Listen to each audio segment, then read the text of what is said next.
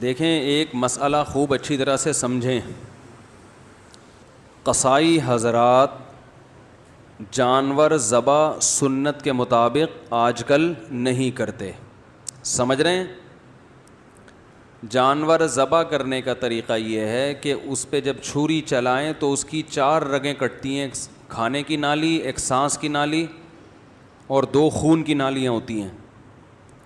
یہ کٹتی ہیں تو خون پریشر کے ساتھ نکلنا شروع. اس کے بعد جانور کو چھوڑ دیں, وہ بڑے آرام سے کٹ جاتی ہیں. ایسے کریں گے کٹ جائیں گی. جانور کو چھوڑ دیں تاکہ اس کا بلڈ اچھی طرح باڈی سے نکل جائے. ذبح کرنے کا جو فلسفہ ہے اس کی بنیاد یہی ہے کہ جانور کا خون نکل جائے. خون ایک گندی ناپاک چیز ہے نا. قصائیوں کے پاس ٹائم کم ہوتا ہے. جیسے جن خواتین جو گائنی کے ڈاکٹر کے پاس جاتی ہیں نا اور بچے کی ڈیلیوری کا وقت ہو تو ڈاکٹروں کے پاس ٹائم, بولو بھائی, کم ہوتا ہے. جو نیچرل پروسیس ہے ڈیلیوری کا اس میں 1 ہفتہ بھی لگ سکتا ہے, 2 دن بھی لگ سکتے ہیں. بعض دفعہ درد اٹھ رہے ہیں, ختم ہو گئے, چلو جی واپس جاؤ, جب دوبارہ ہو تو دوبارہ آنا. بہت سے ڈاکٹر یہ ٹینشن نہیں لیتے. ان کے پاس چاپڑ, چھری, چاقو ہر وقت اویلیبل ہوتے ہیں اور قصائی بھی ان کے پاس ہر وقت موجود ہوتے ہیں. بھائی نہیں ہو رہا, کاٹو اور بچہ باہر نکالو. تو وہ کیا کرتے ہیں, آپریشن کر کے پیٹ ویٹ کاٹا. بھائی ٹائم نہیں ہے ہمارے پاس. ان ڈاکٹروں کی بات کر رہا ہوں جو میرا بیان اس وقت نہیں سن رہے. سمجھ رہے ہیں؟ تو جیسے گائنی کی جو ڈاکٹرز ہیں ان کے پاس نیچرل ڈیلیوری کا ٹائم, جو پروسیس ہے نیچرل, اس تک انتظار کا ٹائم نہیں ہوتا. تو انہوں نے چاپڑ لے کے بکتے بکتے لے کے عورت کا پیٹ کاٹا اور بچے کو باہر نکال کے سی دیا. بار بار یہ پروسیس ہو تو زب لگا دیں گی کچھ دنوں میں, آپ دیکھنا. بھائی 2-3 بچے ہو گئے, بار بار کیا کاٹنا, زب لگایا, پیٹ میں زب لگا دیں گی ڈاکٹرز کہ بھائی دوبارہ آؤ, بس یہیں سے نکالا کرو. وہ جو ونس اپون اے ٹائم بچے پیدا ہوا کرتے تھے, خاص طریقہ ہوتا تھا, مائیں چیختی تھیں, درد ہوتا تھا, پھر بچہ پیدا ہو گیا. پھر اللہ نے بھی قرآن میں بیان کیا, حملتہ امہ کرہن ووضعتہ کرہا, ماں کا بڑا حق ہے, تکلیف سے جنا ہے اس نے, قرآن نے بیان کیا. تو تکلیف ڈاکٹروں نے اٹھا لی ہے کہ اب آپ کو ٹینشن لینے کی ضرورت نہیں ہے, ہم ہیں. بکتے بکتے لے کے چاپڑ واپڑ لے کے بیٹھے ہوئے ہوتے ہیں وہ. تو جو ہماری عورتوں کے ساتھ ہسپتالوں میں بیڑا غرق ہو رہا ہے نا, اللہ کی پناہ ہے وہ. تو وہی حساب قصائی بھی کرتے ہیں جانوروں کے ساتھ. ان کے پاس بھی ٹائم نہیں ہوتا کہ جانور تڑپے, اس کا خون نکلے. یہ جلدی ٹھنڈا کرنے کے لیے اس کے حرام مغز میں چاقو مارتے ہیں. دیکھا ہوگا نا آپ سب نے. بھائی 4 رگیں کاٹیں, اب جانور تڑپ رہا ہے, خون نکلنے دو اس کا. نہ ٹائم نہیں ہے, ابھی وسیم کا بیل بھی گرانا ہے, سلیم نے بھی رابطہ کیا ہوا ہے, ٹائم کم ہے, مقابلہ سخت ہے. تو فوراً کیا کرتے ہیں, اس کے آپ نے دیکھا ہوگا چاقو اندر مارتے ہیں. اس سے جانور کو تکلیف بھی بہت ہوتی ہے اور جانور جلدی ٹھنڈا ہو جاتا ہے. تو جانور کو اگر بہت ہی جلدی ٹھنڈا کرنا ہے تو بھائی ادھر گولی مارو, ایک دم ٹھنڈا ٹھاٹ. اس ٹینشن کی ضرورت ہی نہیں ہے کہ 4 آدمی پکڑ کے رسی باندھ رہے ہیں, 6 آدمی اس کو گرا رہے ہیں, گردن گھما رہا ہے. بیل بھی دیکھ رہے ہیں کہ 10 دن سے تو میری ایسی سیوا ہو رہی تھی, اتنا پروٹوکول, ابھی اچانک ہو گیا ان لوگوں کو. تو خام میں بیل کو بھی ٹینشن میں ڈال دیا آپ لوگوں نے. تو بھائی اگر یہی ٹھنڈا ٹھاٹ ہی کرنا ہے, ٹینشن ہی نہیں لینی ہے, تو ادھر گولی مارو, ختم. یا اور آسان طریقہ, ادھر ایک چاپڑ مارو اس کے گردن پہ, پیچھے سے کٹ جائے گا ایک دم گردن الگ. ارے وہ آج کل تو مشینیں آ رہی ہیں, یہاں رکھو گے ایک دم گردن کیا ہو جائے گی الگ, 2 منٹ لگیں گے, نہ باندھنے کی ٹینشن.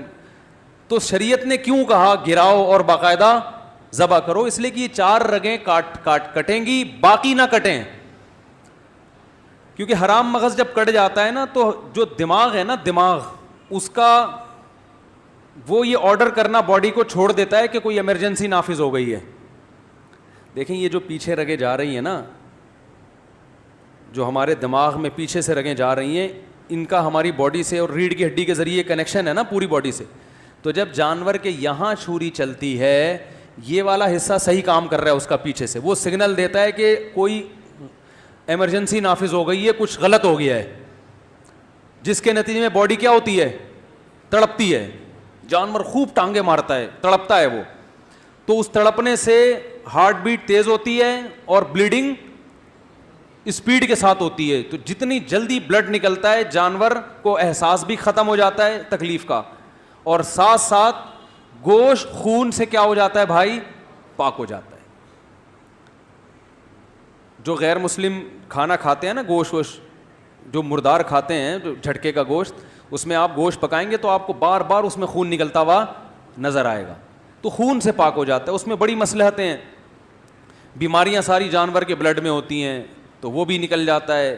خون ناپاک چیز ہے, اس سے بھی آپ بچ جاتے ہیں, اور گوشت میں ذائقہ بھی پیدا ہو جاتا ہے. یہ سارے فائدے حاصل ہوتے ہیں.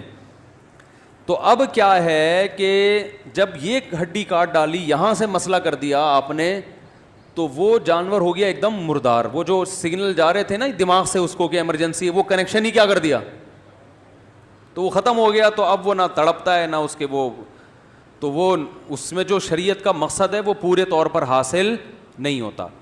تو جانور کو اگر یہاں سے کاٹا ہے حلال تو ہو جائے گا, لیکن یہ عمل کیا ہے, مکروہ ہے, ناپسندیدہ ہے. اور عام کمیلوں میں بھی نا کسائیوں کو اس کا پابند بنائیں, کیونکہ یہ بلڈ جب جانور کے گوشت میں رہتا ہے تو اسے بیماریاں بھی آتی ہیں. آپ کو پتہ ہے بڑے گوشت میں جتنی بیماریاں بلڈ کی وجہ سے ہیں.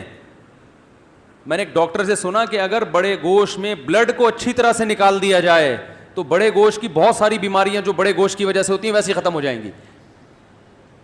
تو اب آپ نے کیا کرنا ہے کہ جب جانور گرا ہے, قصائی نے جیسے ہی ذبح کیا, تو پہلے تو آپ قصائی کو آرام سے, پہلے جانور گرانے سے پہلے سمجھا دیں قصائی کو آرام سے, بھائی 4 رگیں کاٹ کے بسم اللہ اللہ اکبر پڑھ کے 4 رگیں کاٹنی, اور فوراً کیا ہو جانا ہے, سائڈ. ٹائم نہیں ہے تو اتنے میں دوسرا جانور گرا دو, اس کو آرام سے ٹھنڈا ہونے دو. پورے سال بقرعید کا انتظار کیا ہے تو 10 منٹ اور انتظار نہیں کر سکتے کیا؟ 10 منٹ تھوڑا دیر سے کھانا پک جائے گا, کیا خیال ہے بھائی؟ تو آپ نے قصائی کو لگا دیں, سمجھا دیں بہت اچھی طرح سے, تو انشاءاللہ اس کو کھونٹے سے باندھنے کی نوبت نہیں آئے گی قصائی کو. پھر بھی اگر نہیں مان رہا ہے, جیسے کہ نہیں مانتے, بہت سے قصائی نہیں مانتے, آپ ان کو 100 دفعہ سمجھاؤ بھائی 4 رگیں کاٹ کے چھوڑ دو, وہ نہیں مانے گا. تو پھر اس کا طریقہ یہ ہے کہ جتنے بندے جانور پر تھے وہ جانور کو چھوڑ پہ کس پہ آ جائیں, قصائی پہ آ جائیں. جانور اب کہیں نہیں جائے گا, گردن اس کی کٹ گئی ہے, پاؤں بندے ہوئے ہیں, 2-4 دفعہ کھڑا ہوگا کلا بازی کا, وہ نہیں بھاگنے والا, اب کسی کو سینگ وینگ نہیں مارے گا, بے فکر رہیں. اب سارے بندے جو جانور پہ تھے کس پہ آ جائیں, قصائی پہ آ جائیں. اور جس کھونٹے سے جانور بندھا ہوا تھا تھوڑی دیر کے لیے اس کھونٹے سے اس قصائی کو باندھ. قصائی لوگ کہتے ہیں مفتی صاحب ہماری توہین کر رہے ہیں. میں آپ کی توہین نہیں کر رہا, کیونکہ آپ یہاں تک نوبت آنے ہی نہیں دیں گے. آپ تو 4 رگیں کاٹ کے الگ ہو جائیں گے, لہذا میں آپ کی بات کر ہی نہیں رہا. لیکن پھر بھی اگر آپ الگ نہیں ہو رہے تو آپ خود بتاؤ آپ کے ساتھ اور کیا کیا جائے پھر اس کے علاوہ. اور چونکہ قصائی حضرات ہوتے ماشاءاللہ صحت مند ہیں, اس لیے میں کہتا ہوں کہ جتنے آدمی گائے پہ تھے نا وہ سارے کے سارے ادھر آ جائیں, کیونکہ اس طرح کا جو قصائی جو قابو میں آنے والا نہیں ہے. گائے کی لات برداشت ہو سکتی ہے, اس کی لات بولو بھائی وہ برداشت نہیں ہوگی. تو سارے اس پہ آ کے جس کھونٹے سے اس کو باندھا ہوا تھا, وہ بھی کرائے پہ اکثر لوگ کھونٹا لیتے ہیں, وہ کام آ جائے گا, ضائع ہونے سے بچ جائے گا نا, اس پہ باندھ دیں. جب ٹھنڈا ہو جائے تو پھر اس کو کھولیں, بولیں اب تم جانو اور بچھڑا جانے. سمجھ رہے ہیں کہ نہیں سمجھ رہے؟ ایک مسئلہ تو یہ.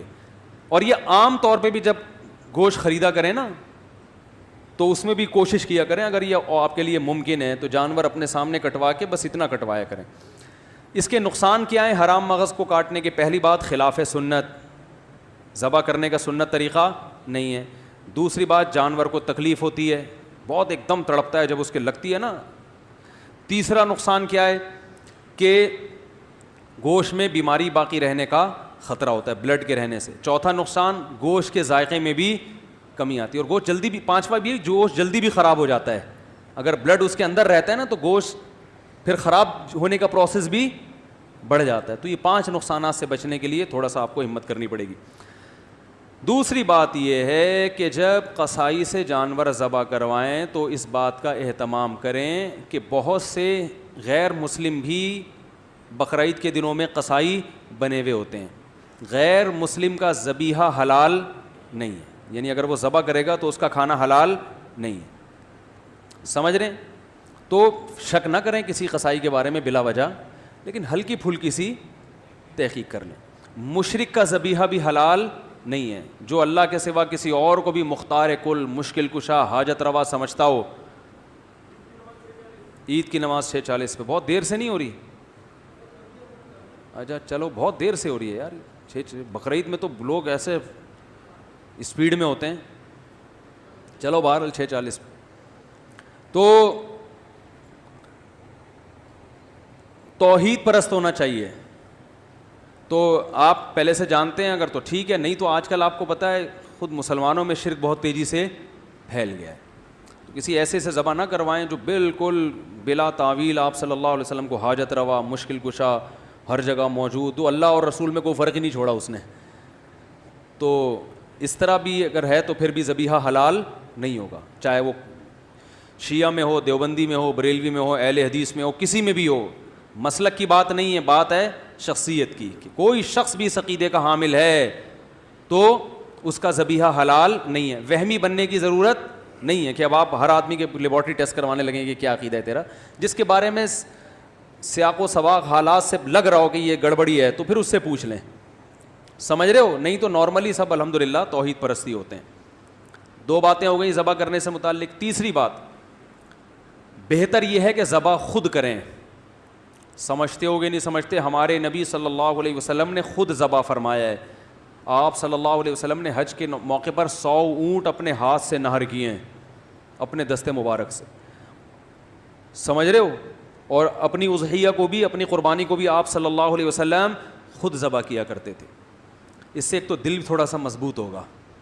آج آپ جانور ذبح کر رہے ہیں, کل میدان جنگ میں دشمنوں سے مقابلہ بھی ہو سکتا ہے. جو یہاں اتنا نازک ہو کہ گائے ذبح ہوتے ہوئے دیکھ نہیں سکتا, تو وہاں میدان میں وہ بموں کا مقابلہ کیسے کرے گا؟ تو ضرورت تو پڑ سکتی ہے نا. جب جنگ ہوتی ہے تو پھر صرف آرمی تھوڑی ہوتی ہے, پھر جوانوں کو بھی بلایا جاتا ہے نا.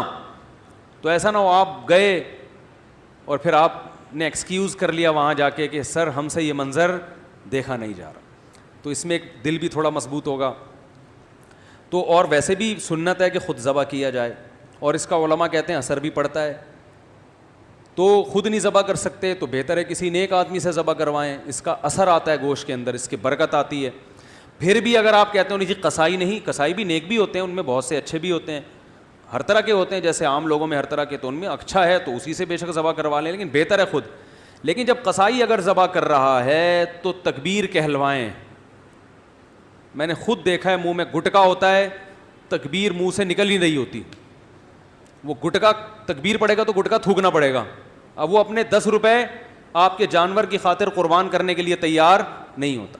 منہ میں پان ہوتا ہے, گٹکا ہوتا ہے, تو ایسے موقع پہ اس کو بولیں ذرا منہ سے زور سے کیا پڑھو, تکبیر. اور ویسے بھی جب مرغیاں خریدنے جاتے ہیں نا تو ان کو بھی دیکھا کریں تکبیر پڑھ بھی رہے ہیں کہ نہیں پڑھ رہے ہیں, کیونکہ تکبیر جان بوجھ کر اگر کسی نے چھوڑ دی تو جانور حلال نہیں ہوگا. بھولے سے چھوٹ گئی تو حلال ہے جان کر. اور تکبیر اس پر واجب ہے جو چھری چلائے گا. تو اگر 2 بندے پکڑ کے چھری چلا رہے ہیں, ایک سے چل نہیں رہی ہے, دونوں, تو دونوں پر تکبیر واجب ہے. ایک نے بھی چھوڑ دی تو جانور حلال بولو بھائی نہیں ہوگا. سمجھ گئے کہ نہیں سمجھ گئے؟ ایک اور مسئلہ, جانور بعض دفعہ بڑے شرارتی ہوتے ہیں, قابو میں نہیں آ رہے ہوتے. ہمارے ایک دوست نے بتایا کہ ایک بڑا موٹا کٹا بیل آیا, چند سال پرانی بات ہے, وہ کسی کے قابو میں ہی نہیں آ رہا تھا, ایسے لات گھما رہا تھا نا جمناسٹک کی طرح. تو ایک قصائی نے بڑے فنٹر بن کے نا, اس نے کہا کہ میں سنبھالتا ہوں اس کو. تو وہ مجھے واقعہ سنا رہے تھے, کہہ رہے وہ آیا بغیر کسی خوف و خطر کے بیل کے قریب آ گیا. کہہ رہے آنے میں ٹائم لگا ہے, غائب ہونے میں ٹائم نہیں لگا. کہہ رہے ہم دیکھ رہے ہیں ابھی یہاں تک گیا کہاں. وہ بیل لینا پلٹ کے ایسی کک ماری ہے کہ وہ دور جا کے گرا, بچ گیا الحمدللہ. تو بعض جانور شرارتی ہوتے ہیں, قابو میں نہیں آ رہے ہوتے, تو ایسے موقع پر مجبوری میں اس بات کی بھی گنجائش ہے کہ آپ ان کو گولی وغیرہ مار کر زخمی بولو بھائی کر سکتے ہیں تاکہ یہ گر جائیں. بلا ضرورت یہ کام جائز نہیں ہے. ایسی شدید مجبوری میں بے ہوشی کا بھی آپشن ہے, اگرچہ بے ہوش کر کے جانور کو ذبح کرنا عام حالات میں جائز نہیں ہے, لیکن ایسی مجبوری میں بعض ہوتے ہیں نا ہر قسم کے. اور آسان حل یہ ہے کہ اگر جانور آپ سے نہیں گر رہا, جانور گرانے کے چکر میں 20-30 لوگ بعض دفعہ گر جاتے ہیں, وہ کہتے ہیں یار ذبح اس نے ہونا تھا, وہ ہم رہے ہیں. تو اگر کنٹرول میں بالکل بھی نہیں آ رہا ہے تو کھڑے کھڑے اس کو ذبح بھی کیا جا سکتا ہے. یعنی دو دھاری تلوار, دو دھاری جو چاقو ہوتا ہے نا, اس سے آپ گائے کے یہاں کٹ لگا سکتے ہیں, ادھر سے گھسائیں گے تو اس کی 4 رگیں کٹ جائیں گی, تو وہ کھڑے کھڑے ہی ذبح ہو جائے گی. یہ شدید مجبوری کی بات کر رہا ہوں میں, نہیں آ رہی بات. بھائی آپ نے گردن پہ اس کے چاقو مار دیا, خون بہا, وہ گر گئی, تو پھر اس کو پورا ذبح کر دیں. تو مجبوری میں اس طرح بھی کرنا جائز ہے. سمجھ رہے ہیں کہ نہیں سمجھ رہے ہیں؟ تو ایک مسئلہ یہ ہو گیا.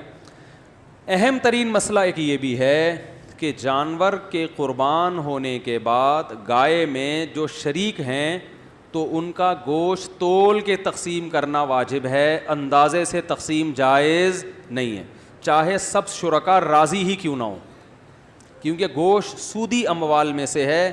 اس میں جیسے 10 روپے کے بدلے میں آپ 11 روپے نہیں لے سکتے, تو گوشت میں ایک پاؤ ایک چھٹانک گوشت بھی دوسری طرف چلا گیا تو وہ سود کے حکم میں آ جائے گا.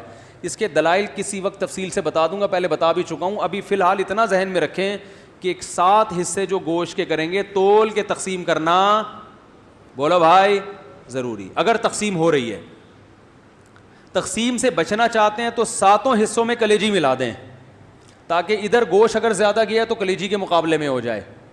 جیسے 10 روپے کے بدلے میں 11 روپے اگر لینے ہیں تو 10 روپے کے ساتھ کوئی ماچس واچس کوئی ٹرافی ملا دیں گے تو جائز ہو جائے گا نا, تو اضافی 1 روپے اس ٹرافی کے مقابلے میں ہو جائے گا, ماچس کے مقابلے میں ہو جائے گا. تو ایسے ہی گوشت کی جب 60 ڈھیریاں بنائی جائیں تو ہر ڈھیری میں تھوڑی سی کلیجی ملا دیں, اور شروع میں کلیجی کی جو 60 ڈھیریاں بنائیں تو ہر ڈھیری میں تھوڑا سا گوشت ملا دیں, تو پھر تول کی ٹینشن سے بچ جائیں گے. نہیں آ رہی بات؟ آسان ہے یار, خلاصہ بتا دیتا ہوں. گوشت تول کے تقسیم کریں اور کلیجی بھی ہر ایک میں تھوڑی تھوڑی ملا دیں, بس اتنا کافی ہے.